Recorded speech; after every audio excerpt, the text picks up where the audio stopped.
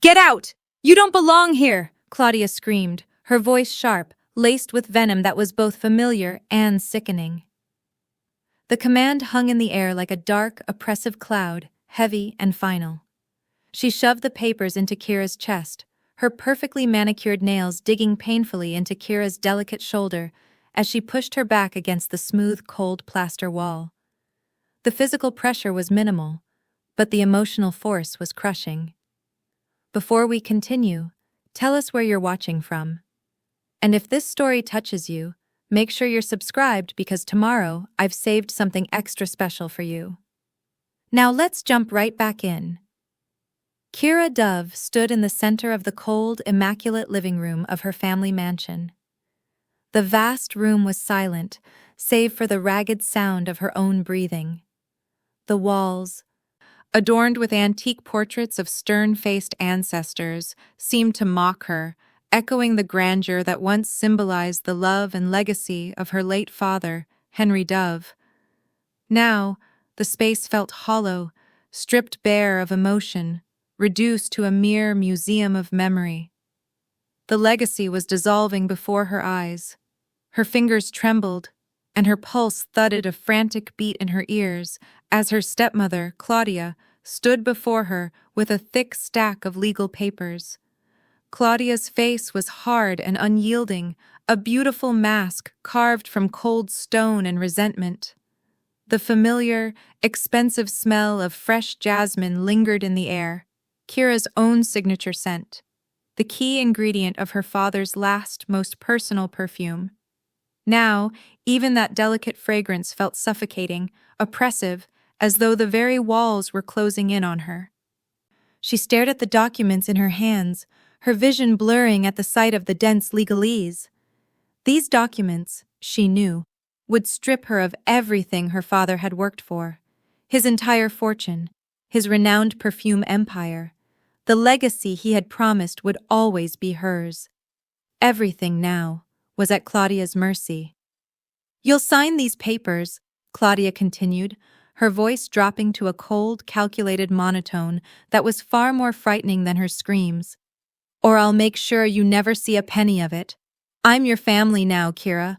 Your father's will was a mere suggestion, a formality I have easily overcome. You've had your time, but it's over. This house, this company, this life, it all belongs to me." Kira's heart sank, a heavy stone dropping into a vast, empty well. The weight of the ultimatum crushed her spirit. The gold-plated pen, gleaming ominously in her hand, seemed heavier with each passing second. Her soft features were pale against the backdrop of her long, dark curls, and her expressive brown eyes, usually alight with quiet intelligence, were wide with despair. Her delicate hands, stained with the faint residual scent of perfume oils from a session she had abandoned hours ago, shook with the effort of holding the pen steady. She didn't want to give up everything her father had poured his life into, but she knew if she didn't, the torment would escalate beyond endurance. Her stomach churned as tears threatened to overwhelm her vision. Adding to Kira's distress, her stepsister, Mia, emerged from the shadow of the doorway leading to the conservatory. Mia was a pale, taller version of her mother, possessing the same sharp facial structure and the same practiced false smile. She leaned against the doorframe, crossing her arms, a look of malicious satisfaction twisting her features. Mia wasn't participating in the confrontation, but her smirking presence was a clear endorsement of her mother's cruelty. Claudia's lips curled into a smile, a theatrical, triumphant expression. It was sweet, false, and utterly dangerous. She was relentless in her pursuit of control, driven by years of resentment over Henry Dove's persistent devotion to his daughter. "Sign it, Kira, or sleep on the streets." Claudia's words were soft now, a low hiss, but there was a deadly finality to them. The kind of calculated threat that made Kira's skin prickle with genuine paralyzing fear. "You have no allies left. Your legal team has abandoned you. You are completely alone." Kira's breath caught, a painful hitch in her chest, and her hand hovered over the signature line of the document titled irrevocable transfer of assets. She could feel the pressure from Claudia's intense gaze burning into her, the cold hardness of her stepmother's grip on the situation. She was losing everything: her stability, her heritage, her sense of purpose. She hated the feeling of defeat, yet the urge to simply end the painful scene and surrender was overwhelming. She lowered the pen slowly, the faint scratching sound of the nib touching the paper seeming deafening in the silence. This was her breaking point. Suddenly, the air pressure in the room shifted violently. The mahogany front door, a solid barrier that usually moved only with the quiet grace of its expensive hinges, slammed open with a force so shocking it rattled the antique portraits on the wall and made the crystal chandelier above them tremble. Heavy, measured footsteps echoed down the long marble hallway, drawing closer with every beat of Kira's accelerating heart. The sound was not frantic or hurried. It was deliberate, a sound of absolute authority announcing its arrival. "Touch my wife again and you'll regret it," a voice boomed, deep and commanding, cutting through the tension like a blade. The voice held an unmistakable, resonant steel that implied no room for negotiation or challenge. Kira's heart stopped entirely. She turned toward the doorway, her breath catching in her throat, stunned by the sheer, unexpected violence of the intrusion. Claudia's face froze mid-sneer, the shock registering as a pale, slack-jawed expression of disbelief.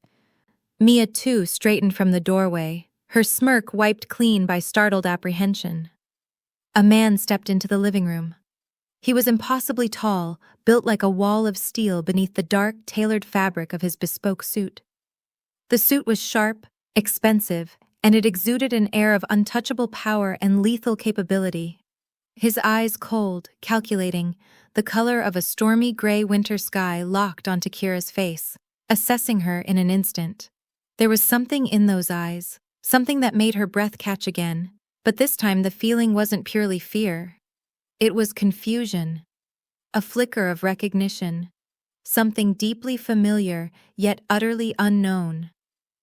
The man, this powerful stranger, stepped forward, his dominating presence consuming the already vast room. He walked toward Kira with a kind of deliberate slowness. Each step heavy and meaningful, his eyes never leaving hers. The air around him seemed to change, crackling with an intensity she had never felt before, a raw magnetic force that demanded attention. The hint of a black ink tattoo peeked from beneath the cuff of his shirt at his wrist, a final detail confirming his dangerous nature. Kira, still reeling from the shock of the gunshot-like entrance and the man's extraordinary claim, opened her mouth to speak, but only a shaky whisper emerged. I don't know you." The man's expression softened for a fleeting moment, a brief internal calculation, before his gaze hardened once again. He didn't look at Claudia or Mia. His attention was reserved entirely for Kira. "I'm her husband, Alec Vorian," he said, his voice low and filled with a cold threat, not a declaration for the world, but a command that the world must now obey. "And if you ever touch her, physically or legally again, you will regret it. I am not a man who gives second warnings." Kira blinked, her mind racing in chaotic circles. Husband? This man? No, she had no memory of him. She had never seen him before in her life. Her hands went limp at her sides, the legal papers fluttering from her grasp to the polished marble floor with a soft, final rustle. Claudia's face was pale, her carefully applied makeup unable to conceal the terror of a sudden, powerful challenge. Her lips trembled with disbelief, and her voice returned, shrill and desperate. "This is absurd! You don't know her! She doesn't even know you! This is some cheap theatrical trick!" Alec didn't flinch. He stood still, the weight of his presence making the room feel smaller, darker, utterly subjugated by his control. He finally glanced dismissively at Claudia, his storm-gray eyes flashing with contempt, before returning his focus to Kira. For the first time since her father's passing, she felt a glimmer of something other than fear. Something like protection, maybe even safety. I know her, Alec said quietly, his tone firm, as if that was the only answer needed, the only authority required. Claudia's rage flared up, fueled by the immediate threat to her control. "You're insane," she spat. "This is a joke! Who are you, and why should I listen to you? You are trespassing in a private residence." Alec didn't answer her directly. Instead, he stepped closer to Kira, his cold, commanding presence filling the space between them. Kira stepped back instinctively, her chest tightening with confusion, overwhelmed by the sheer size and intensity of him. "Does this concern you?" Kira whispered again, trying desperately to make sense of the surreal, life-changing moment. Alec's eyes softened for the briefest moment, a silent acknowledgement of her vulnerability, before his face turned back into a mask of ruthless resolve directed toward Claudia and Mia. "I'm her husband," he repeated, his words unwavering, the finality absolute. "And I've been watching her. I know everything about this house, about your petty schemes, and about the man who failed to protect her. Now, I will do it myself. Gather your pathetic documents and your jewelry, Claudia. You have 20 minutes to vacate this property, or you will be forcibly removed. This is Kira's home, and now it is mine." Kira's head spun violently. Her heart pounded against her ribcage as she tried to process the impossible claim. She didn't remember getting married. She didn't even remember this man. And yet here he was, standing in front of her, claiming to be her husband, ready to confront the very woman who had spent years trying to control and destroy her. Alec Vorian stepped closer still, his dark suit and cold demeanor matching the aura of someone who was not just part of the world Kira was trying to escape. He was its kingpin. Tall and imposing, Alec's features were sharp, a striking contrast to the elegance of the mansion. His piercing gray eyes scanned the room with an intensity that seemed to look right through Claudia, right through Kira, as if everything else in the room, even the world itself, was beneath his attention. His face was chiseled, hardened by years of danger, but still undeniably handsome. His dark hair was neatly combed back, but there was an edge to it, a sense of urgency in the way he held himself. When he moved, it was with purpose, each step deliberate, controlled, speaking of a lifetime spent in positions of unassailable power. His voice had a steel edge to it, smooth but commanding, the kind of voice that belonged to a man who was used to getting what he wanted, when he wanted it, without exception. As the tension in the room settled, Kira's mind raced, struggling to reconcile the name Alec Vorian with her own blank memory. She had no idea who he was, but he had come to her defense in the most unexpected and shocking way. The world she thought she knew, her family, her stepmother, her life was about to change forever. Kira stood frozen in place, the sound of Alec's voice still reverberating in her ears. "I've been watching her," he had said. And suddenly, everything in her life, the secrets, the lies, the inheritance, had become a dangerous, high-stakes game, one Alec was now playing. She knew, with a certainty that chilled her, that she would demand answers. She finally found her voice, stronger now despite the tremble. "I need to understand what you mean, everything, who you are, why you did this." Alec met her gaze, the coldness in his eyes finally softening into a determined resolve. "I will, but not here, not now. We are leaving. But first, Kira, you should know how this began. I'll explain everything, starting 2 weeks ago." Alec Vorian's admission, "I've been watching her," hung in the air of the ruined living room, a statement so loaded with menace and impossible promise that it defied immediate understanding. Kira stood mesmerized, clutching the heavy silence left by Claudia's terrified, hasty exit. The present was utterly fractured. To make sense of the man standing before her, she had to return to the moment her world shattered. 2 weeks ago," Alec's voice cut through her shock, low and steady. "The day your father died. That is where we start. 2 weeks before the storm that was Alec Vorian erupted into her life, the world ceased to have color. The day Henry Dove, the celebrated perfumer and patriarch of the family, died was shockingly ordinary. He was in his study, a room filled with rare books and the lingering scent of aged oak moss, preparing notes for a new fragrance line. His private secretary, Mrs. Albright, found him slumped over his desk, his hand still resting on a vial of amber oil. The official cause was an abrupt, massive cardiac arrest. For Kira, the grief was a physical, paralyzing force. Her father was her anchor, her mentor, and the only person who truly understood the complex, artistic language of sense that flowed through her veins. He had always been so vital, so energetic, full of boundless plans for the future of Dove perfumes and for her eventual leadership. The sudden silence he left behind felt like a deliberate amputation. In the midst of Kira's raw devastation, Claudia Dove, her stepmother of 10 years, began her flawless performance. Claudia portrayed herself as the picture of the bereaved widow. Her wardrobe transitioned seamlessly to expensive, impeccably tailored black ensembles. Her blonde hair was styled with mournful precision, and her sharp features were softened by a constant practiced sheen of tears. She gave controlled, elegant interviews to the press, speaking of Henry's boundless love and his commitment to the perfume industry. She accepted condolences with perfect grace, assuring everyone that she would manage the household and support Kira through this difficult time. Kira watched the performance with a numbness that stemmed from her own profound, genuine sorrow. Claudia's grief, while convincing to the outside world, felt like a performance of a role she had rehearsed for years.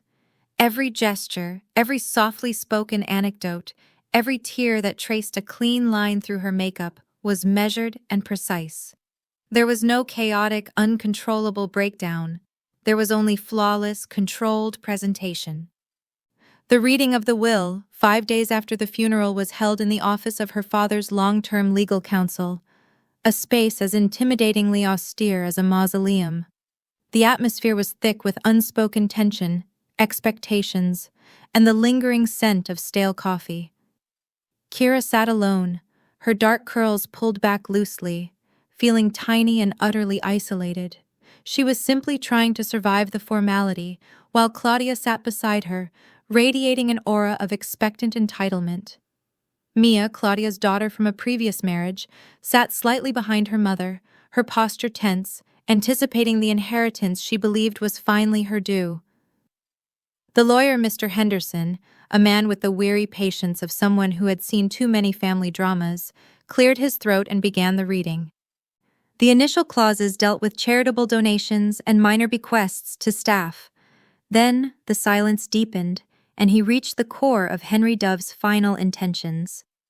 The documents, drafted meticulously 5 years prior and reaffirmed annually, made no room for ambiguity. The entirety of Henry Dove's controlling interest in Dove perfumes, all associated patents, formulas, and intellectual property, including the right to the family name and brand, shall be transferred immediately and solely to his daughter, Kira Dove. Mr. Henderson read aloud, his voice flat and professional. He continued without pause. All liquid assets, real estate holdings including the primary residence, and the entirety of the remainder of his estate are also bequeathed exclusively to Kira Dove. A profound stillness fell over the room.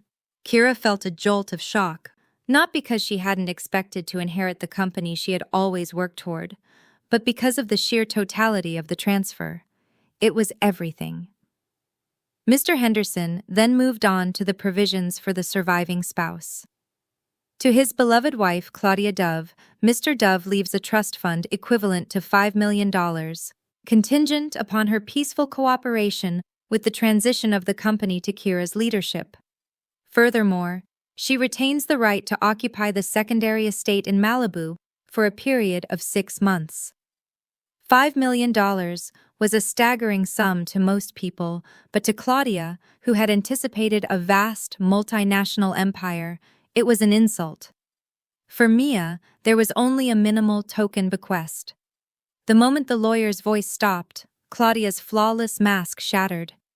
The carefully crafted grief vanished, replaced instantly by raw, ugly jealousy and simmering rage. Her hands, which had been folded demurely in her lap, clenched into white-knuckled fists. She didn't scream or cry. Instead, a terrible, dangerous calmness settled over her face. Her eyes narrowed, fixed on Kira, with a venomous intensity that spoke volumes. The sheer magnitude of Henry's final, undeniable choice to leave everything to his daughter and nothing of lasting value to his second wife fueled a firestorm within her. Mia's reaction was less contained. She let out a sharp, choked sound of fury, her shoulders hunching forward in disbelief. She shot a look of pure hatred at Kira, instantly blaming her for what her own stepfather had legally dictated. Kira sat there, unable to process the victory or the rage erupting across the room. She was overwhelmed not just by the mechanics of inheriting a global company, but by the profound loneliness of the moment. Her father was gone, and his last act had simultaneously given her the world and ensured she would face a relentless war from her stepfamily. She felt confused, exposed, and utterly alone in a room full of enemies. Over the next few days, Kira tried to manage the initial shock of her new role while navigating the minefield of the family mansion. The house, which was now legally hers, felt hostile.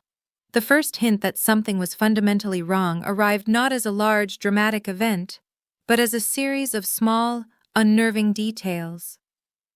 Claudia's morning was too perfect. While Kira spent hours staring blankly at walls, unable to focus, Claudia was already meeting with lawyers and financial advisors, always in private, always with an air of absolute professional control. Her composure never slipped. There was no messy outpouring of grief, only calculated, strategic movement.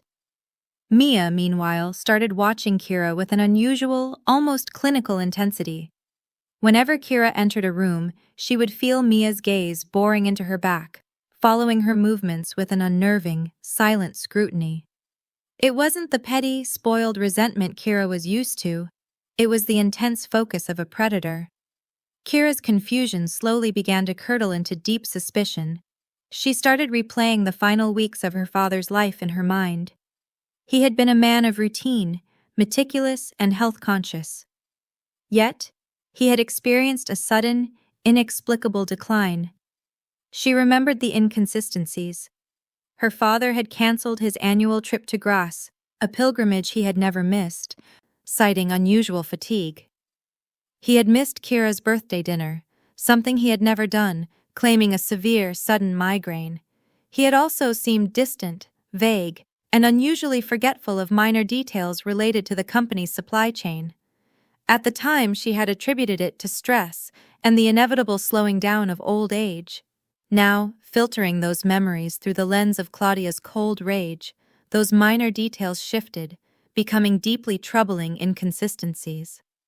Her father's death was sudden, yes, but perhaps not entirely unexpected by him, or engineered by someone else. Driven by a gut-deep certainty that she couldn't dismiss, Kira knew she had to look deeper. She couldn't trust the official narrative or the people currently sharing the house with her. She had to find the truth about her father's final weeks. A truth she was increasingly convinced was buried beneath a layer of deception. She started her quiet investigation late at night, moving through the cavernous mansion like a ghost, relying on her intimate knowledge of the house's less-used spaces. She knew Claudia, focused entirely on the legal war over the assets, would have secured the main office and the financial archives, but her father had kept a private, disorganized collection of files related to his personal affairs and health in a seldom-used library adjoining his study. The library was dark and smelled of aged paper and leather. Kira used a small, focused beam of light from her phone, moving swiftly and silently, knowing that any detection would immediately expose her as a threat. She spent 2 consecutive nights meticulously sifting through manila folders labeled with cryptic titles, Grass Project Notes, Estate Tax Projections, and crucially, Personal Health and Wellness. It was a slow, agonizing process. Most of the files were benign: old tax returns, handwritten ideas for fragrance accords, notes on his favorite French vineyards. She felt a crushing wave of despair, thinking she was simply chasing shadows cast by her own grief and paranoia. But she pressed on, spurred by the memory of Claudia's triumphant sneer during the will reading. Finally, tucked deep within the personal health folder, beneath standard cholesterol test results and old eye prescriptions, she found a discreet, unfiled envelope. It was marked only with her father's elegant, looping initials, HD. Inside was a small stack of papers that were clearly not supposed to be there: copies of his primary care physician's latest reports, prescriptions, and detailed blood panel analyses. Kira's heart hammered against her ribs as she scanned the documents. The reports confirmed the official diagnosis of cardiac arrhythmia and general weakness. But the appended notes and medication list were where the alarm bells began to toll. Her father's usual medication list included a standard beta blocker for blood pressure.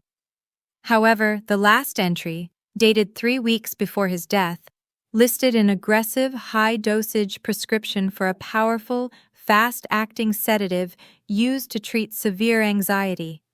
Kira frowned. Her father was the calmest man she knew. He managed a global empire without visible stress. Why the need for such a potent sedative?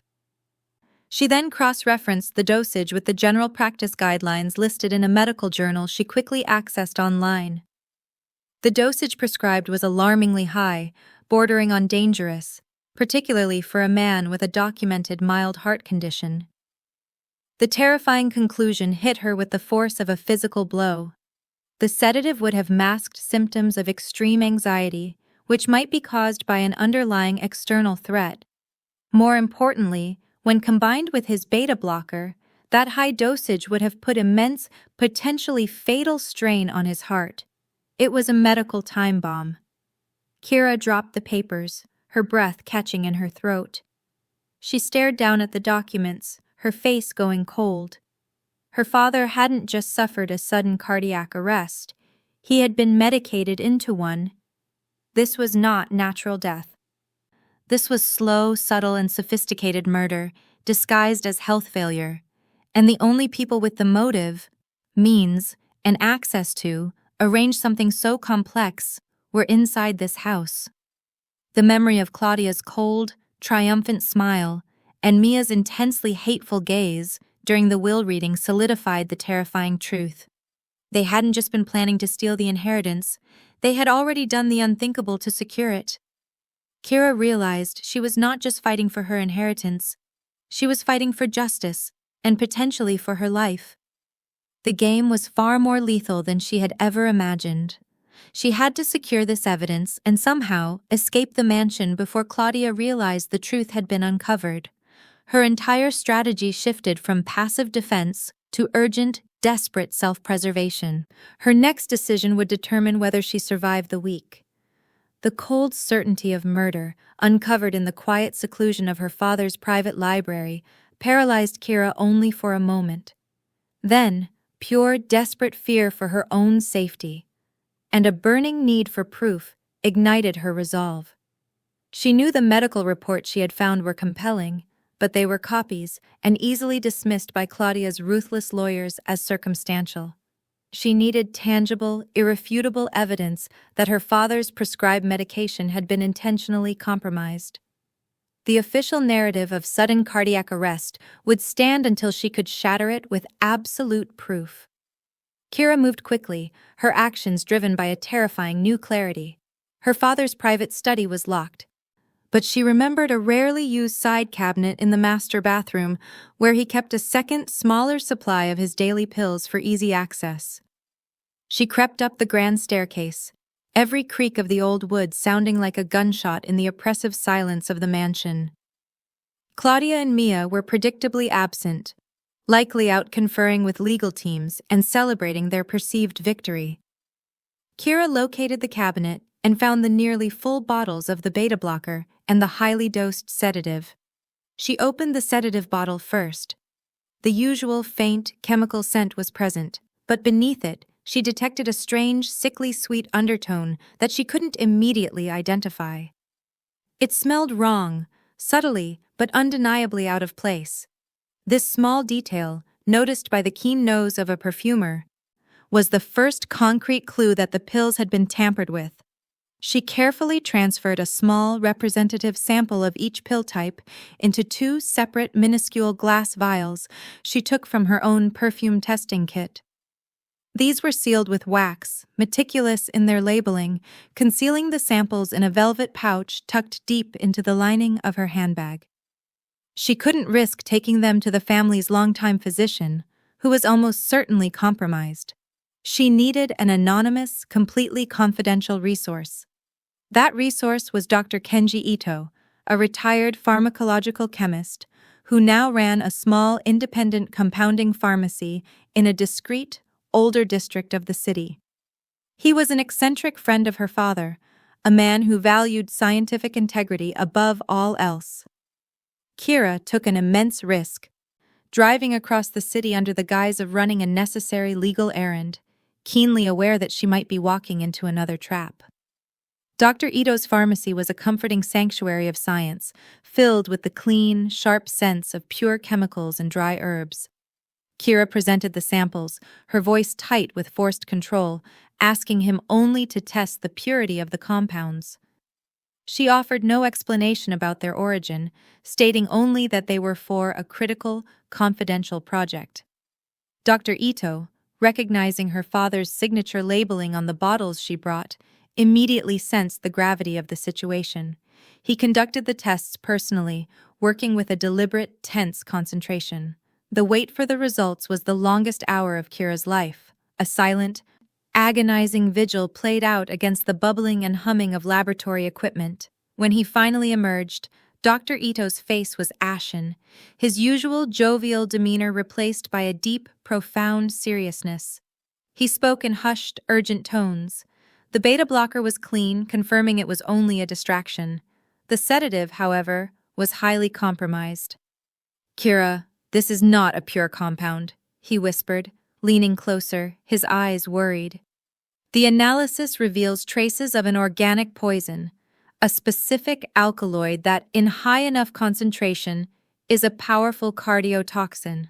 On its own, the sedative is dangerous for a man with a heart condition, but this toxin, released slowly over weeks, interacting with the existing medication, would cause cumulative, irreversible damage. It would perfectly mimic a severe, natural cardiac failure. No initial autopsy would ever find it. It would be too diffuse, too subtle."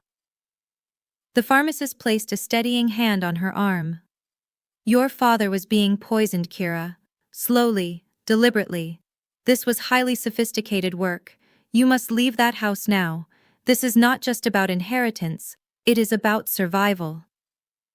Kira's earlier suspicion hardened into a terrifying, undeniable certainty. Her father had been murdered, and the people who had done it were still under the same roof, now actively seeking to consolidate their power. She thanked Dr. Ito, her words tight and thin, promising to contact him later. She fled the pharmacy, clutching the velvet pouch, the samples now transformed from a troubling curiosity into a lethal death warrant. She was now a marked woman, armed with the evidence of a high-level conspiracy. The terrifying urgency of her situation intensified immediately as she drove away. Kira became acutely, terrifyingly aware that she was being observed. She had always navigated the city with the unconscious privilege of anonymity, but today, every mirror and every reflection seemed to hold an unwelcome eye. She remembered Akito's words, "I've been watching her," and realized the cold weight of a stranger's gaze was now a permanent fixture in her life. Near the independent fragrance lab she occasionally used for testing, a location only her immediate family knew about, Kira noticed it first. A black luxury sedan parked across the street. It was an imposing, sleek vehicle, expensive and discreetly tinted. It was parked just a little too long, too perfectly positioned to observe the front entrance of the building. When she emerged, Forcing herself to walk at a normal, measured pace, the car did not move, but she felt the presence of someone watching her from behind the dark glass. The feeling persisted. As she navigated the crowded, bustling streets near her bank, the feeling of an unwanted shadow became undeniable. In the reflection of a shop window, she caught a glimpse of a tall figure moving with a deliberate ease that suggested professional surveillance. The figure was wearing a dark, tailored suit, familiar, intimidating, utterly out of place among the casual shoppers. The man was always there, always several yards behind her, blending into the crowd only because his attention seemed unnaturally focused, betraying his purpose. It was a terrifying, chilling game of cat and mouse, where she was the unsuspecting prey. Kira desperately sought a moment of refuge, ducking into a small, crowded coffee shop. She sat at a table near the back, pretending to check emails, her fingers moving nervously over her phone screen. As she tried to calm her racing heart, her phone vibrated with an incoming text message from an unknown number. Her blood ran cold as she read the two sharp lines of text. "Stop digging, or you'll join him." The threat was immediate, explicit, and utterly paralyzing. They knew. Claudia, or her hired associates, knew she was close to the truth. They had been watching her, tracking her movements, and now they were closing in. The message wasn't a warning. It was a final ultimatum. Her desperate search for justice had alerted the murderers, and now her life was in imminent danger. Kira fled the coffee shop, her composure finally shattering. She was consumed by a raw, primal panic. She ran back to her car, driving erratically, desperately trying to lose the black sedan she glimpsed in her rearview mirror. The cold scientific fact of the cardiotoxin was replaced by the immediate, visceral terror of confrontation. She had to get back to the mansion, not because it was safe, but because it was the only place she knew to go. The place she needed to secure the rest of her father's files before Claudia could seize them. As the mansion gates came into view, the irony of running toward the seat of the conspiracy was crushing. She slammed on the brakes, pulling up sharply to the elaborate wrought iron gates. The fear that had been a dull, constant ache now became a searing, sharp pain in her chest, mirroring the fate of her father. She had to get inside, secure the rest of her father's assets, and find a lawyer she could truly trust, one capable of standing up to Claudia's ruthless power. Just as she reached for the gate remote, her gaze snapped to the space directly outside the perimeter, near a towering, ancient oak tree. A man was standing outside her family home gate. He was the same tall, imposing figure she had glimpsed earlier in the city crowds, the one in the dark, tailored suit. He was standing perfectly still, his silhouette dark against the fading twilight. He was not lurking, he was openly observing. As Kira's headlights swept across him, his head turned slowly. His eyes met hers briefly. They were cold, unreadable, the color of storm-gray ice, carrying the unmistakable, crushing weight of intense scrutiny. The look was a silent declaration of ownership and purpose. In that fleeting, terrifying moment, Kira felt a profound, unnerving sense of familiarity, a feeling that tugged at the edges of her memory, a feeling that she had seen those sharp, dangerous eyes somewhere before. She could not place him, but she knew, with terrifying certainty, that he was the core of the shadow that had been stalking her. He was the stranger watching her every move, the unknown variable in her fight against the betrayal of her stepmother. The black sedan was parked discreetly a little way down the street. The predator was at her gate. The chilling finality of the man's storm-gray eyes outside the gate shattered Kira's last illusion of safety. The mansion was not a fortress, it was a gilded cage, and the murderers were closing in. The threatening text message and the sight of the ominous figure confirmed that her life, like her father's, was expendable. She was in full, desperate survival mode. All thought of justice was momentarily eclipsed by the primal need to live. Kira spent the next 48 hours in a constant state of hypervigilance, moving through the mansion like a phantom. She secured the original hard copy of her father's will and the damning medical evidence. Concealing them in a hidden compartment of an antique jewelry box she knew Claudia would never think to examine. She was trapped, unable to trust the police or the family lawyers, all of whom would be easily outmaneuvered or bought by Claudia's immense illicit resources. She needed an asset that transcended legal and financial barriers. She needed power that was ruthless, decisive, and untouchable by the system. She thought of the man outside the gate, the one whose presence had commanded silence and whose eyes promised deadly capability. She needed a name, a contact, anything to leverage the danger she now knew stalked her. Driven by a sudden, desperate intuition, Kira snuck back into her father's private study. She bypassed the security systems Claudia had already installed around the financial archives and focused on the old, analog ledger he used for his most sensitive personal contacts. She found the entry immediately, a name scribbled in Henry's looping, characteristic hand near the back of the book, far away from business associates. The entry was simple: Alec Vorian, accompanied by a discreet, non-sequential phone number and a cryptic address in the city's industrial district. Kira realized her father had known he was in danger. Unknown to her, in the final weeks of his life, when the cardiotoxin had begun to make him acutely aware of his failing health, Henry Dove had reached out to Alec Vorian. He had sought protection for the only thing he truly cared about: his daughter and his legacy. The man at the gate was no random stalker.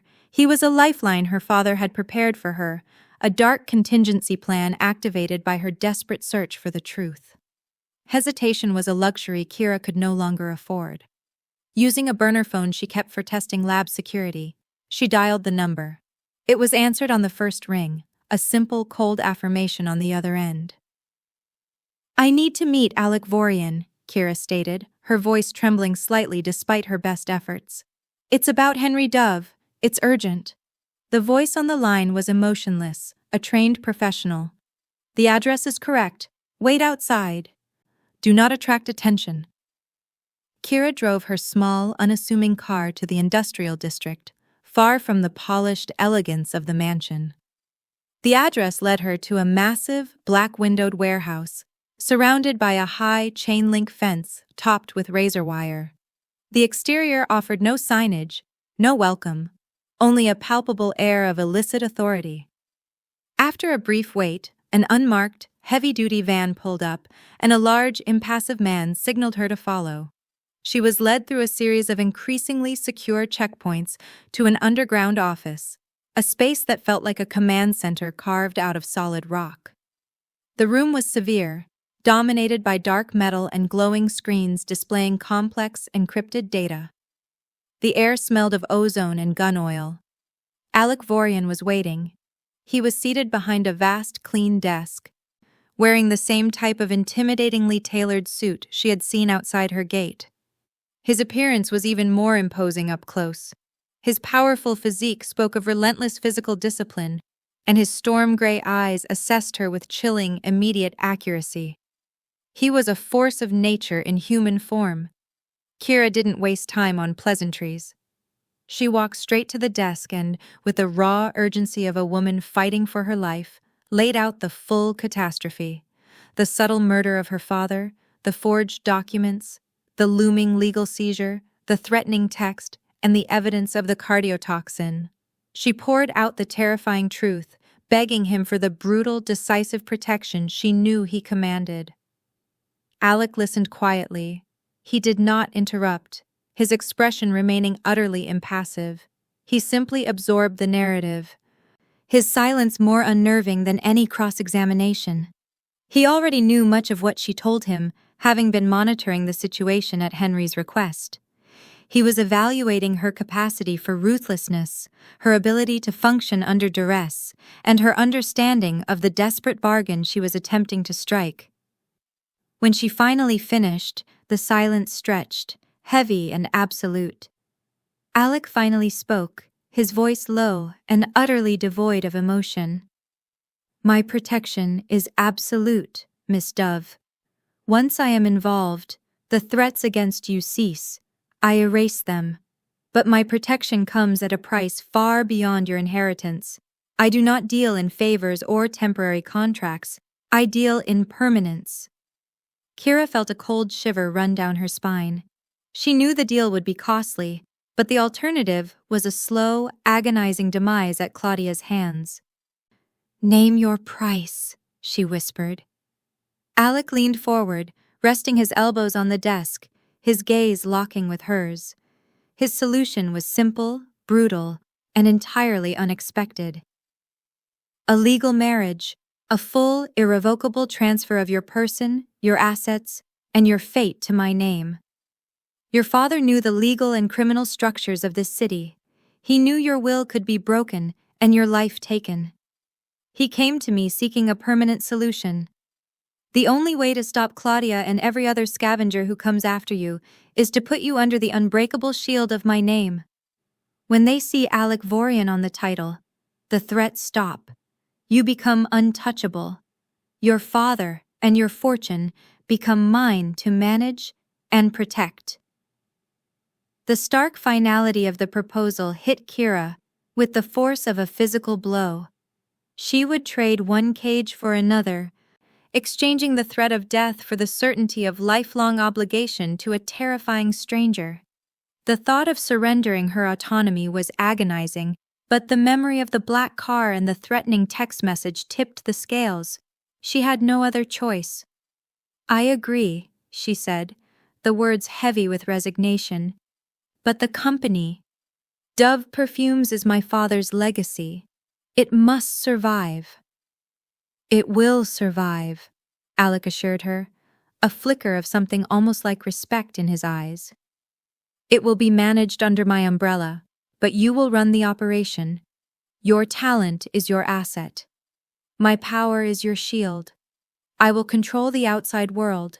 You will control the interior. Are you clear on the terms, Kira? This is not a contract. It is a permanent bond. There is no divorce in my world." Kira reluctantly agreed. The next 4 hours were a blur of cold, efficient action. Alec's lawyers materialized, producing pre-drafted documents, a testament to his chilling preparation. The courthouse marriage was quick, efficient, and utterly devoid of any romance or human warmth. It was a purely transactional event. Kira, dressed in the simple pastel clothes that contrasted so sharply with the monumental formality of the proceedings, stood numbly as the official pronounced them husband and wife. Alec remained distant and cold, exchanging the briefest of vows, his storm-gray eyes focused only on the legal documents, not on his new wife. The ring he placed on her finger was a simple, heavy band of platinum, utterly functional and completely unadorned. It was not a symbol of affection, but a seal on a deal. Immediately after the marriage was legalized, Alec put the next phase of the plan into motion. He secured her in a secure safe house, a heavily guarded apartment tucked away in a complex so private and protected it barely existed on any official map. He gave her explicit, non-negotiable instructions: stay inside, do not contact anyone, and wait until he neutralized Claudia and secured the estate. Kira vanished for 2 weeks. She existed in a state of suspended animation, safe but isolated, watching the news reports that tracked the sudden, inexplicable legal problems engulfing Claudia and Mia. Alec was working, moving ruthlessly in the shadows, leveraging his influence to choke off Claudia's power and resources, crippling her ability to continue the legal war. But then, something went terribly wrong. One evening, about 10 days into her isolation, Kira was preparing a meal when she felt a sudden, dizzying wave of disorientation wash over her. The room began to spin, and a metallic taste flooded her mouth. The next thing she remembered was a fragmented, confused rush of motion, a strange, fleeting image of Alec's impassive face, and then the crushing blackness. She woke up with a pounding headache and a dry, cottony mouth. She was not in the safe house. She was in her own bedroom in the mansion, the elaborate silk sheets tangled around her legs. A thick, sickening fog permeated her mind, and she had an alarming gap in her memory. She couldn't account for the last 3 days. Claudia was sitting beside her on the bed, her face a mask of false sympathy, her expression overly dramatic. "Oh, my poor, darling Kira," Claudia cooed, her hand touching Kira's forehead with an exaggerated gesture of concern. "I found you passed out in the drawing room, utterly distraught. You've been under so much stress with your father's passing, you poor dear. It's just simple grief, exhaustion. The doctor gave you something to help you sleep. Everything is fine now." Kira tried to sit up, the dizziness returning with a vengeance. She knew Claudia was lying. This was no simple grief. She reached for the platinum band on her finger, the only remaining proof of the terrifying transaction. She was Alec Vorian's wife. But where was Alec? And what had happened during the missing days that allowed Claudia to regain control and find her? Kira knew, with cold certainty, that her memory loss was deliberate, another toxic intervention, and that the marriage, the protection, and the promise of safety had been compromised. Her struggle for survival was far from over.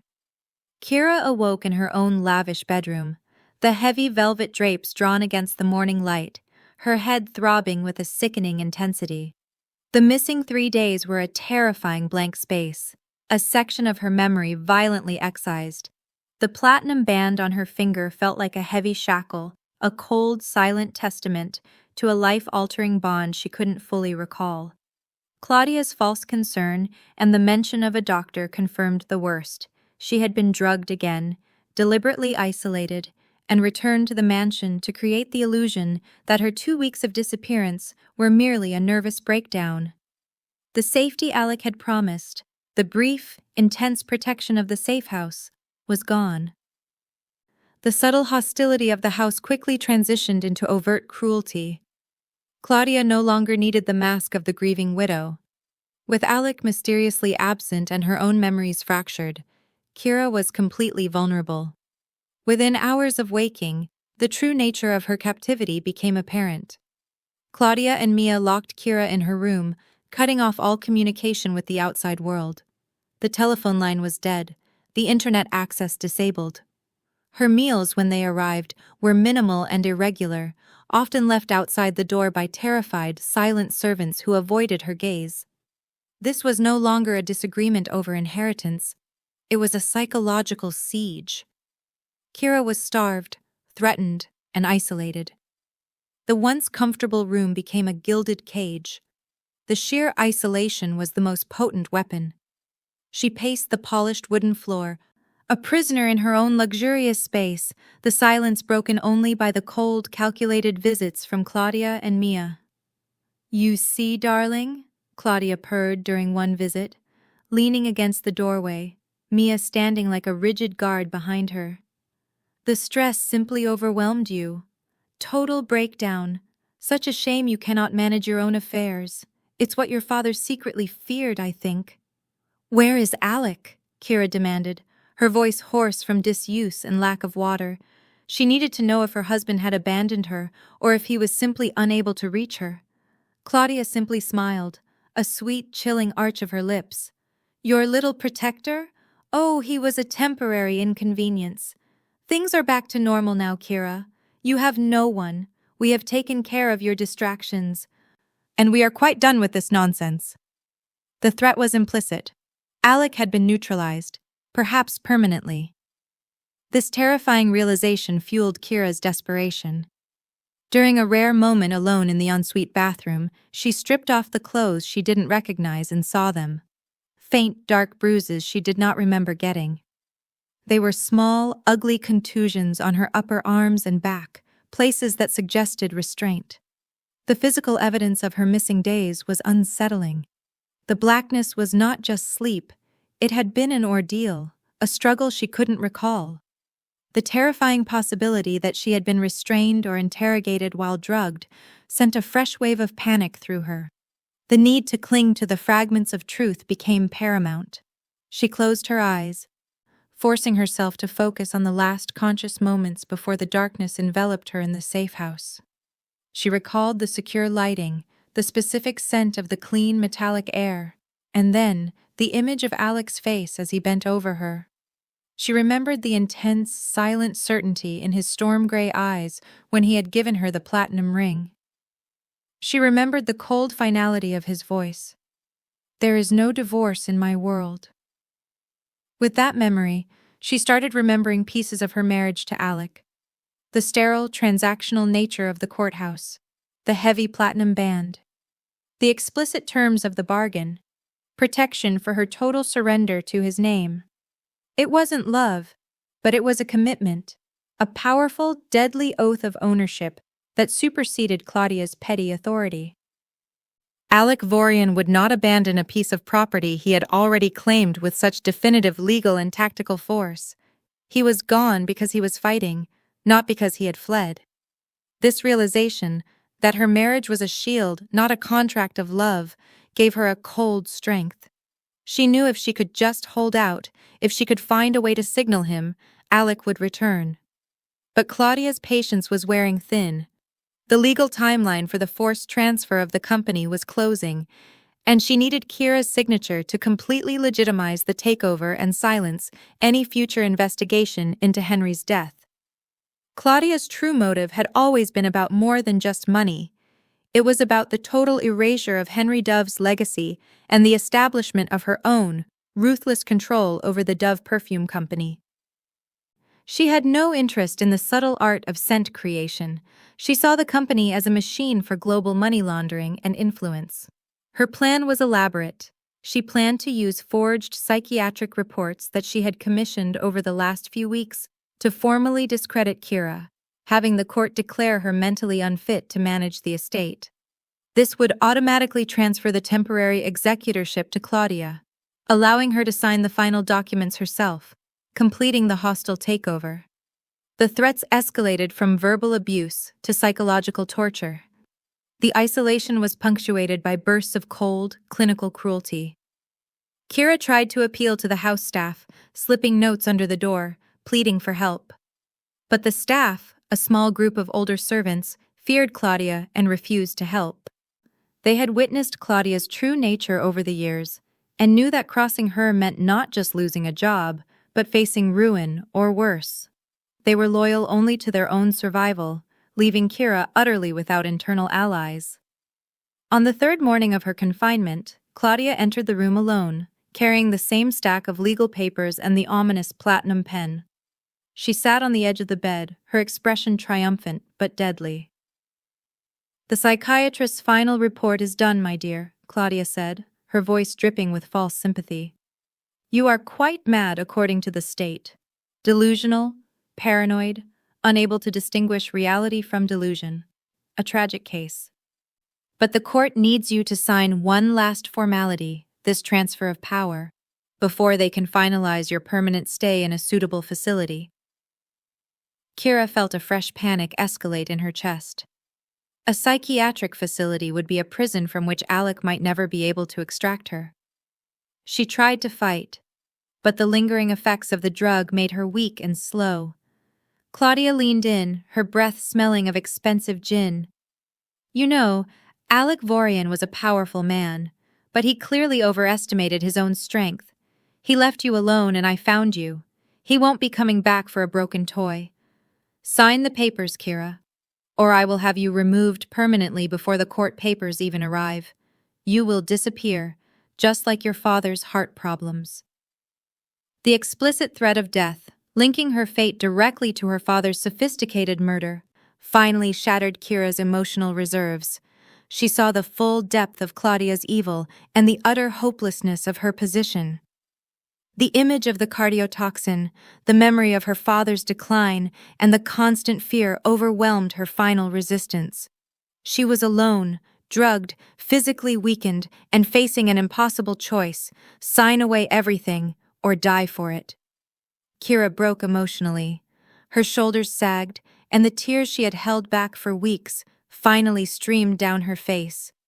She reached out a trembling hand for the pen, the heavy platinum object gleaming ominously in the artificial light.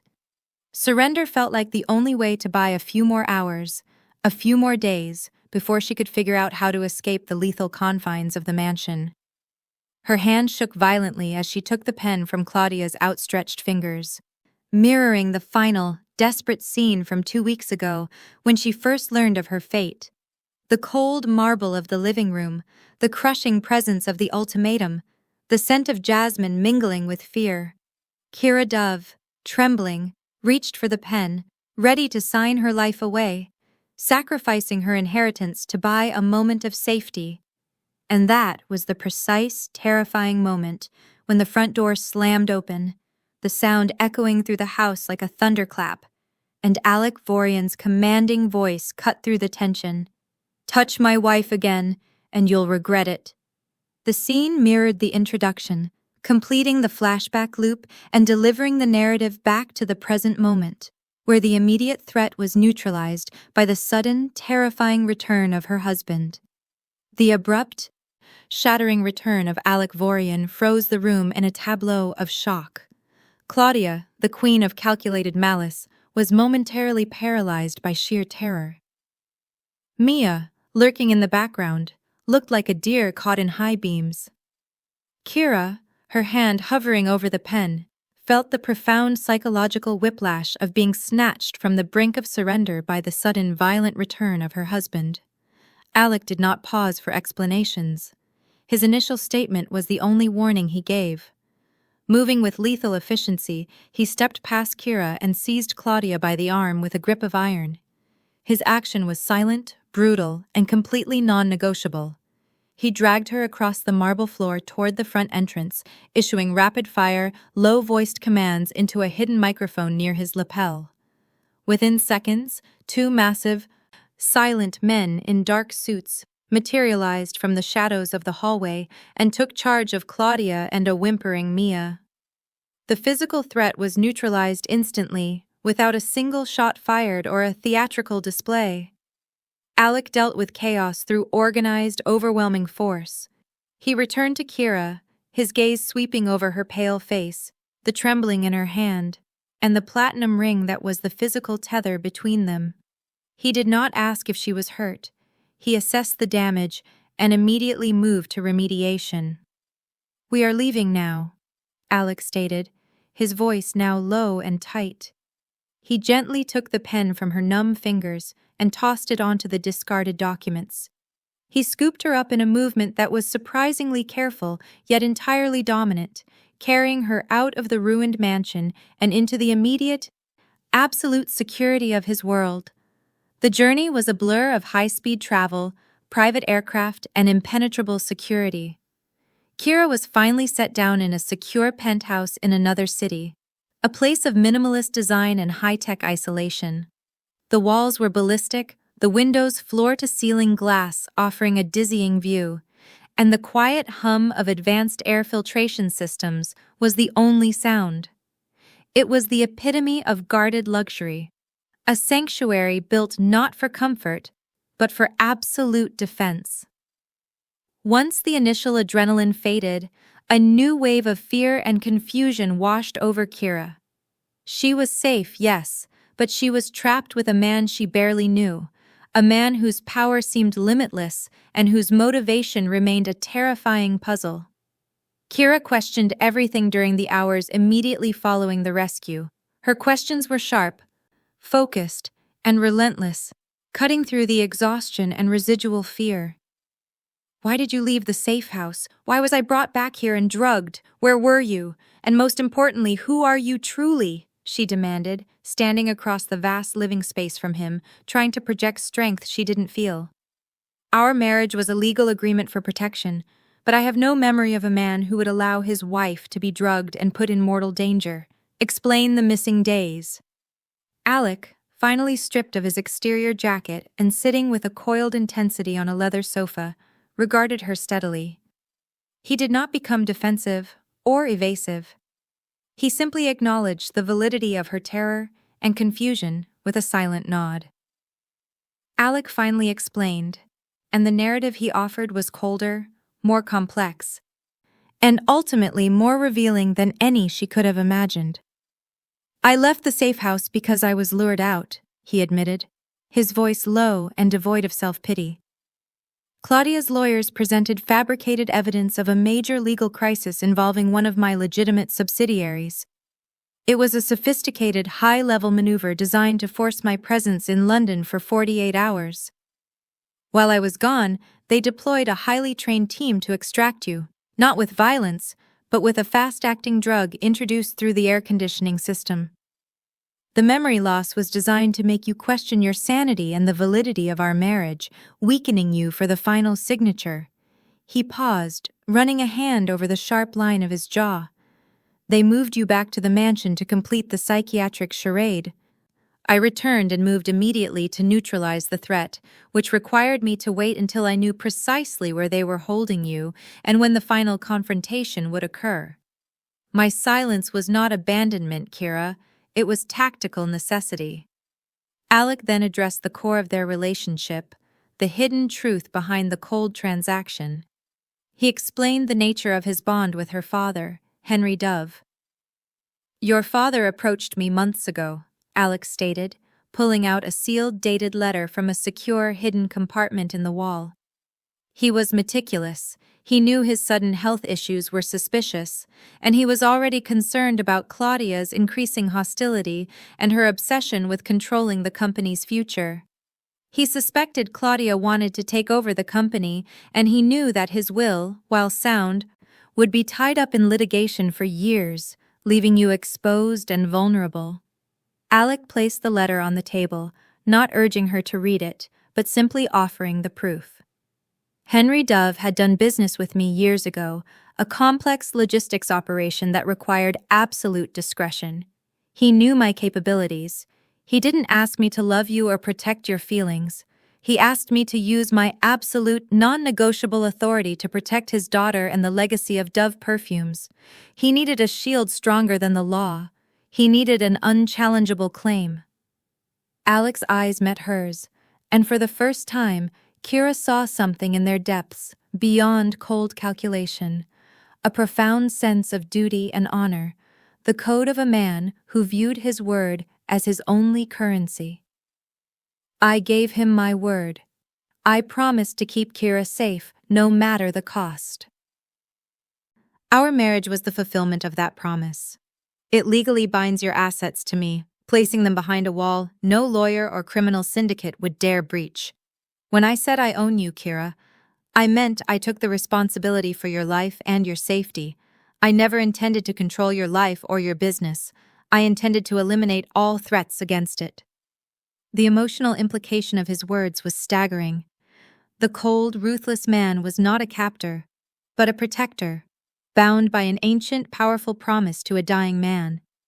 The seemingly harsh transaction was the greatest act of selfless protection she could have ever received. To prove his tactical control, Alec's private doctor arrived, a silent, efficient woman named Dr. Lena Hansen. She examined Kira thoroughly, taking blood samples. Her prognosis was grim but confirming. You were administered a powerful, targeted sedative and a drug to induce short-term memory fragmentation, designed to break your will and discredit your testimony. It's highly sophisticated and leaves the system quickly. But the residue is here. You are recovering. Alec then brought up a secure feed on the massive screen, displaying what looked like raw security data. He showed her surveillance footage proving Claudia monitored Kira constantly, not just in the mansion, but throughout the city during her entire disappearance. The footage showed Mia and Claudia orchestrating the entire psychological campaign, using hired security experts and even the corrupted physician to facilitate the drugging and abduction. The missing 3 days, while fragmented in Kira's mind, were meticulously documented on Alec's servers. He had allowed the final moment to play out in the mansion only because he needed the explicit legal and physical evidence of their ongoing threat against his wife and property. As she watched the cold, undeniable proof of her stepmother's monstrous betrayal, Kira started remembering the marriage with a terrifying new clarity. She recalled the sense of absolute safety in the safe house, the moments when Alec's men moved with precision to protect her. She remembered his intense seriousness, his focus entirely on neutralizing the external threat. The coldness she had perceived as indifference was, in fact, professional detachment, the necessary emotional distance required to execute a ruthless, life-saving operation. The emotional shift was profound. The terror began to recede, replaced by a deep, powerful gratitude and a growing, startling attraction. She finally realized Alec never intended to control her. He intended to protect her. He was the shield, the unmovable force her father knew she would need to survive the kind of evil that transcended the law. He had given up weeks of his own life, risked exposure to his own enemies, and put his vast resources on the line, all for a promise made to a friend. Kira walked over to him, the fear replaced by resolve. "You never needed my permission or my love to do this, yet you kept me alive. You kept your promise." Alec rose to meet her, the intensity of his gaze unwavering. "My word is absolute, Kira. We are bound now by my promise to Henry and by your necessity. The threat is not over.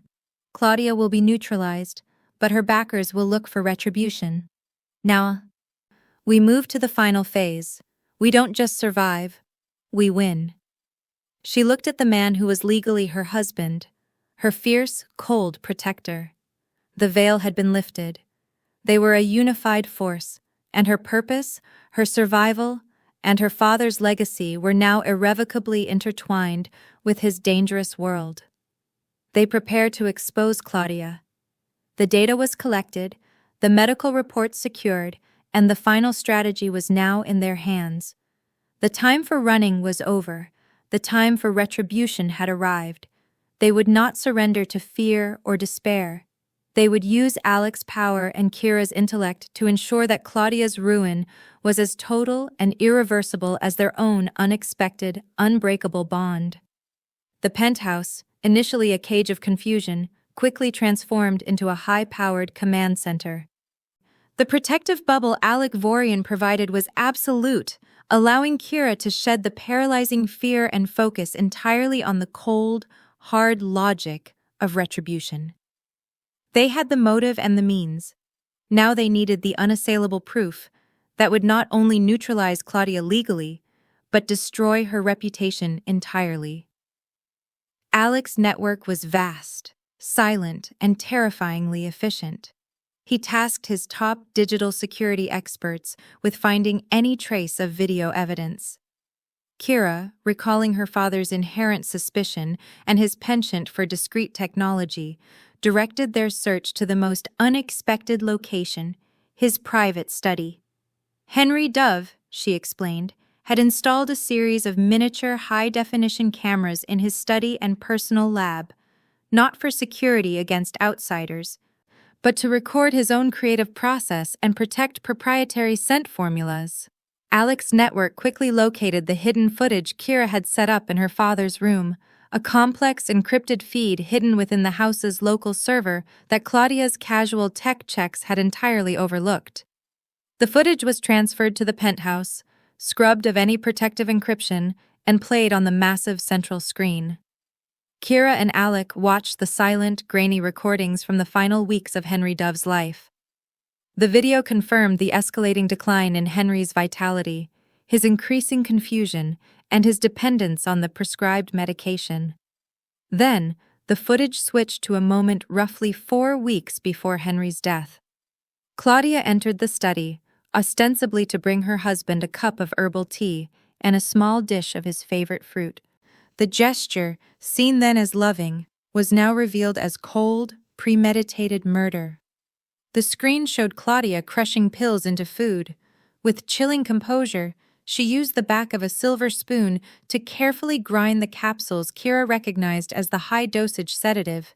She then painstakingly mixed the white powder into the tea, stirring until it was completely dissolved. Her face, usually so expressive in her staged grief, was utterly blank, revealing only a focused, murderous intent. She looked around the room once, her eyes calculating, before serving the deadly concoction to Henry. The impact of seeing the footage was devastating. Kira let out a strangled cry, her hands flying to her mouth to stifle the sound of pure horror. Watching the precise, casual efficiency of the woman who had lived under her father's roof, pretended affection, and systematically dismantled his life was a visceral shock far worse than reading the cold medical reports. This was proof of ultimate betrayal by the person who should have been his caretaker. Alec did not speak. He simply stood beside her, his powerful physique a silent bulwark against the violence on the screen. He paused the footage, allowing Kira to absorb the reality of the crime without forcing her to watch the subsequent moments of her father's decline. While Kira grappled with the emotional toll of the visual evidence, Alec's tech team cracked Claudia's hidden folders containing financial motives and messages with an unknown partner. Claudia, despite her attempts to erase her digital trail, had been sloppy. Her communications were found layered deep within an encrypted cloud server she used for a legitimate-looking, but entirely fraudulent charitable foundation. The recovered data was a clear, methodical accounting of Claudia's true financial motives. It wasn't just about seizing the company, it was about covering up years of systemic embezzlement from the company's nonprofit arm. She had been funneling millions for years, and Henry was on the verge of uncovering the massive fraud, forcing her timeline for his elimination. The will, which left her only a fraction of the fortune, had been the final straw, confirming her darkest fears and solidifying her intent to murder. More alarmingly, the messages revealed that Claudia had not acted alone. The communications were between Claudia and an unknown partner who provided the sophisticated cardiotoxin and the tactical advice on how to disguise the poisoning as natural cardiac failure. The partner, identified only by a coded handle, was not just a hired chemist, but someone with access to high-level legal and technical resources, a powerful figure who had directed Claudia's every move, including the scheme to lure Alec away from the safe house. The trail led to a major international corporate raider, a man with a long-standing vendetta against Henry Dove's ethical business practices. The realization that this was a complex, well-funded conspiracy, not just a desperate act of greed, hit Kira hard. The confluence of her father's death, the legal battle, the kidnapping, and the forced drugging all snapped into terrifying focus. Kira nearly collapsed seeing the truth. The exhaustion, the grief, and the sheer magnitude of the betrayal were too much. She stumbled back, the room tilting as the world seemed to spin out of control. Instantly, Alec was there. He moved from tactical commander to silent physical presence. He didn't try to console her with empty words. He knew words were useless against this level of shock. Instead, Alec stayed by her side, offering silent support, his arms anchoring her, his immense strength transferred to her trembling body. He guided her to a sofa and simply held her, allowing her the space to break without falling completely apart. This physical reassurance, the acknowledgement of her pain without judgment, was the most profound act of intimacy he had offered her. After an hour of silent, restorative calm, Kira finally looked up, her expressive brown eyes hard and clear, the last vestiges of the naive perfumer replaced by the ruthless certainty of a survivor. The emotional collapse had passed, leaving behind a core of cold, determined resolve. "The evidence is compiled," she stated, her voice quiet but steady. "We have the video proof of the murder, the medical analysis of the poison, and the financial motive linking her to the conspiracy. This is enough for a legal and criminal charge that will ruin her entirely." Alec nodded, confirming the meticulous preparation of the files. "We can transfer this evidence anonymously to the authorities. She will be arrested and face trial. You will be safe, and the company will revert entirely to your control." "No," Kira countered, rising from the sofa, the fire of revenge burning bright in her eyes. "She broke me in my own home. She tried to make me sign away my father's life and my sanity in front of witnesses. She enjoyed watching my humiliation. I refused to let her be taken away silently in the dark. I want her to face the world she tried to deceive. I insist on confronting Claudia publicly." The request was dangerous. a gamble that risked their safety and the clean legality of the transfer. It was a move driven by raw emotional need for public validation and retribution. Alec regarded her with an unreadable expression. He saw the shift in her, the necessary transformation from victim to vengeful ruler. He understood the psychological need to break Claudia as completely as Claudia had tried to break her. "It is immensely risky," Alec warned, his voice grave. "Public exposure is a double-edged sword. She will fight back. She will lie, and her accomplice will be alerted, potentially targeting the event itself. We lose the element of surprise entirely. We must manage the risk down to zero." Kira met his storm-gray eyes, her resolve absolute. "Then manage it. Use your network, Alec. I will not hide behind a lawyer's filing cabinet. I will watch her face the truth I uncovered. I need to close the chapter myself." After a long pause, Alec smiled, a genuine, brief lift of the corner of his mouth that transformed his severe features. It was an acknowledgement of her strength, a silent approval of her ruthlessness. "He agrees." "We will plan a public event with cameras and witnesses," Alec confirmed, his mind already shifting into tactical planning. "It will be staged in a location we control, secured by my entire team, with every exit and entrance covered. We will invite the press, the legal advisors, and the corporate board members. It will be her final performance, and you will be the director. We will give her the spectacle she craves, Kira, and then we will ensure she never walks free again." The planning began immediately. The evidence was being compiled into an irrefutable, multimedia presentation. The stage was being set for a confrontation that would not only expose a killer, but solidify Kira's terrifying ascent to power, shielded and directed by the cold, effective man who had become her husband. The air inside the vast, newly acquired corporate headquarters of Vorian Global, Alec's most successful legitimate business front, was thick with the scent of money, expensive perfume, and anticipation. Alec hosted a lavish industry gala, ostensibly a launch event for a new international investment fund, but in reality, it was the meticulously constructed stage for Claudia's public, irreversible downfall. The ballroom was an architectural marvel of glass and steel, packed with the most influential investors, corporate partners, and high-profile reporters in the city. Every guest, every waiter, and every detail had been vetted and accounted for by Alec's security network. Claudia attends, radiating a brittle, triumphant confidence. She believed she was attending a final, crucial networking event before she secured total control of the Dove Perfume Company.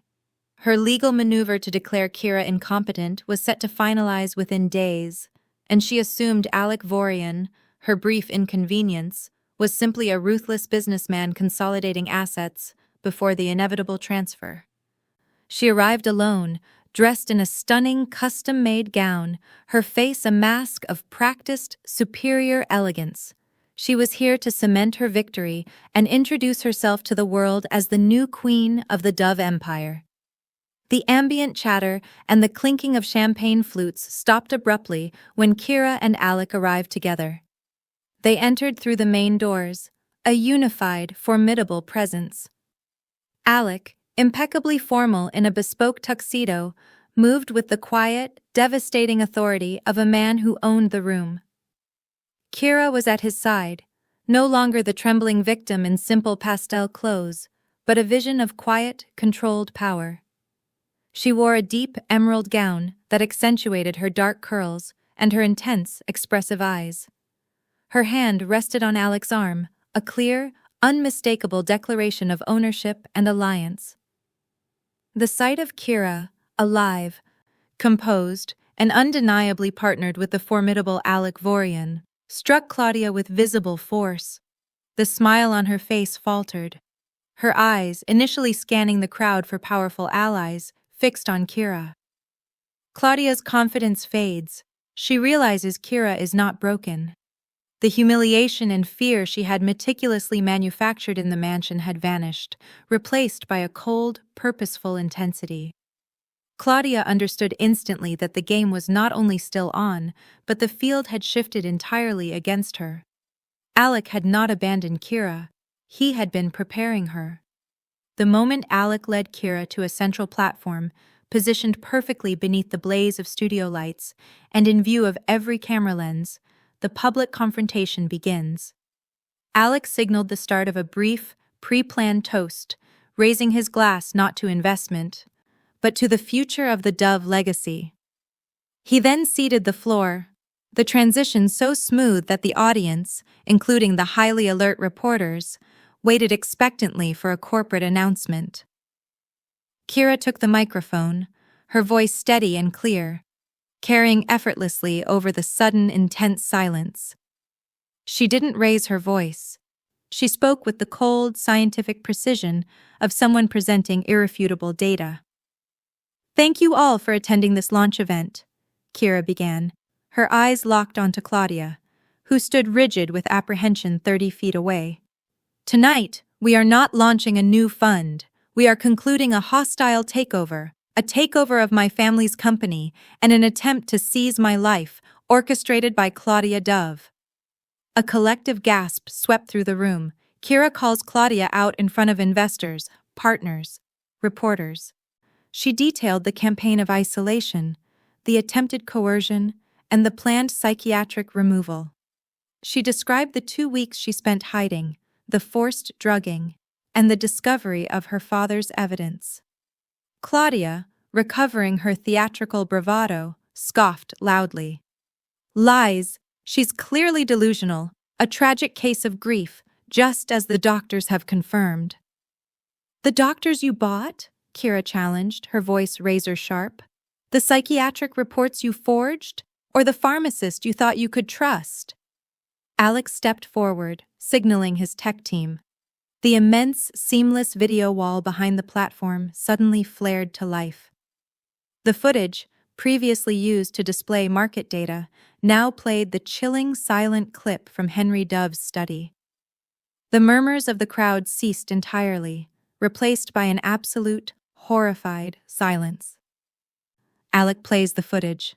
The room watched, transfixed, as Claudia Dove, with cold, professional calm, crushed the cardiotoxin-laced pills into her husband's tea, stirring the lethal concoction with an utter lack of remorse. The visual proof of first-degree murder, witnessed by hundreds of the city's most prominent figures and captured by multiple news cameras, was final. Claudia let out a strangled cry, her denial dissolving into a desperate, panicked whimper. But the revelation was not yet complete. Kira had one final, devastating piece of evidence. Alec returned to the financial data, bringing up the encrypted messages between Claudia and her accomplice. The coded handle, once obscure, was now revealed alongside a detailed photo and banking records. "The accomplice who provided the cardiotoxin and orchestrated the attack on my safe house was not merely a corporate raider," Kira announced, her voice filled with a final, crushing sorrow. "He is Marcus Thorne, a man who has been operating an international fraud scheme for years, a man with a deep, personal connection to this betrayal." The camera zoomed in on a man in the crowd who had been standing near the back, observing the scene with a strained, white-knuckled intensity. Mia's biological father. He had slipped into the gala using a fraudulent press pass. As the shocked realization swept through the room, Mia, who was standing near Claudia, suddenly burst into desperate, agonizing tears, her face contorted not just with fear, but with genuine shock. Mia confesses she knew parts of the truth, but not the murder. She collapsed to the floor, sobbing uncontrollably. "I knew she was going to ruin the company. I knew she was using forged papers. I didn't know she killed him. I didn't know." Her sudden, raw breakdown provided the first hint of redemption, confirming that the conspiracy had kept the ultimate, darkest secret, even from the closest family members. The noise level in the room exploded into chaotic shouts and frantic movement as the severity of the crime registered. At Alec's silent command, a team of plainclothes officers, who had been discreetly placed among the staff and security, moved swiftly to the center of the room. Police arrest Claudia on the spot, She was taken away, screaming threats and denials, her glamorous gown contrasting horribly with the cold steel of the handcuffs. Her public fall was total, absolute, and televised. Marcus Thorne, her accomplice, realizing his exposure, made a desperate lunge for an exit, but was immediately intercepted and detained by Alex's highly trained personal security team, who were working in silent coordination with the local law enforcement. The storm had passed. The air, thick with adrenaline, slowly began to settle. Alec retook the microphone, waiting patiently until silence returned. His storm-gray eyes swept over the silent crowd of powerful witnesses. He made his final declaration, not for the press, but for every hidden enemy and every potential opportunist in the room. He looked directly at Kira, who stood beside him, triumphant yet profoundly exhausted, and then addressed the hundreds of cameras. Alec publicly states Kira is his wife and under his protection. Let this be understood by every investor, every competitor, and every predatory opportunist in this room. Alec's voice was low, commanding, and utterly lethal. Kira Dove is my wife, Alec Vorian's wife. The entirety of the Dove Perfume Company and its assets are now irrevocably under my protection. Any action against the company or against my wife will be interpreted as a direct act of war against Vorian Global. The next attempt on her life, her business, or her sanity will not be met with lawyers or police, but with the full, complete, and crushing force of my entire operation. He placed his arm firmly around Kira's waist, the gesture not of affection, but of ownership, the ultimate shield. The deal was done. The threat was neutralized. The public knew the truth, and the world now knew who protected Kira Dove. She was no longer a victim. She was the untouchable empress of the Dove legacy, shielded by the most dangerous man in the city. The gala was not a launch, it was a coronation. The chaotic energy of the gala floor was quickly and thoroughly contained by Alec Vorian's formidable security and legal teams. The immediate aftermath was a flurry of synchronized activity. Statements were recorded, evidence was secured, and the global news cycle was instantly dominated by the astonishing scandal. The televised footage of Claudia's cold-blooded poisoning and Alec's subsequent chilling declaration of protection solidified two inescapable truths. Claudia Dove was a killer, and Kira Dove was now untouchable.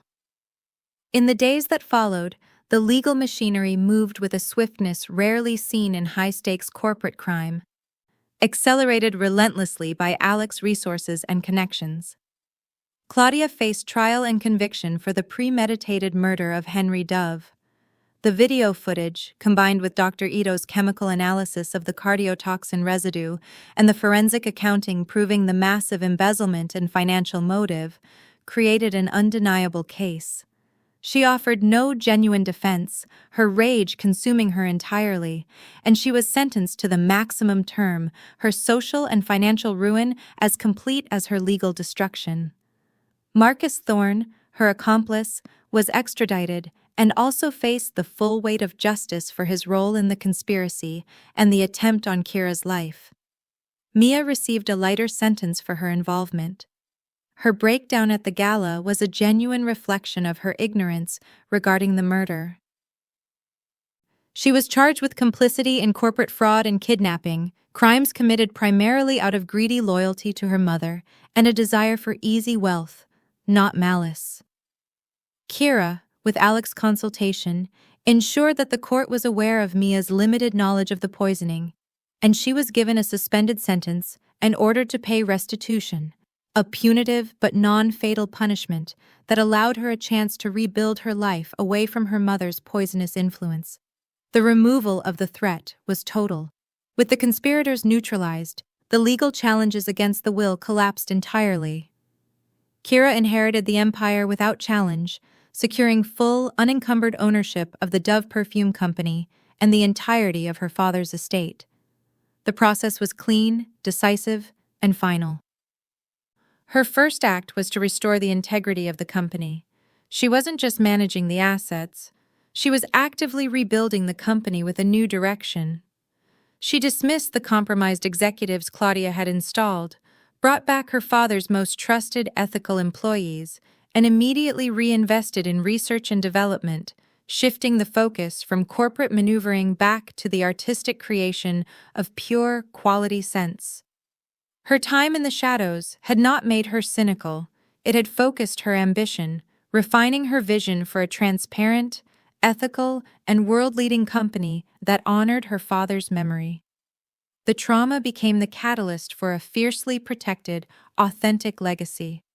With the immediate danger and legal battles resolved, the profound underlying shift in their personal lives began to assert itself. Alex stepped back from criminal dealings to protect her future. He began a meticulous, systematic divestment from the high-risk, morally gray aspects of his vast network.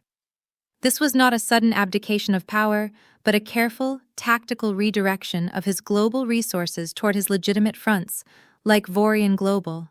He could not completely abandon the shadows that had made him untouchable, but he could ensure that the man Kira was married to was dedicated entirely to legal protection and corporate mastery, leaving the underworld behind as a contingency, not a career.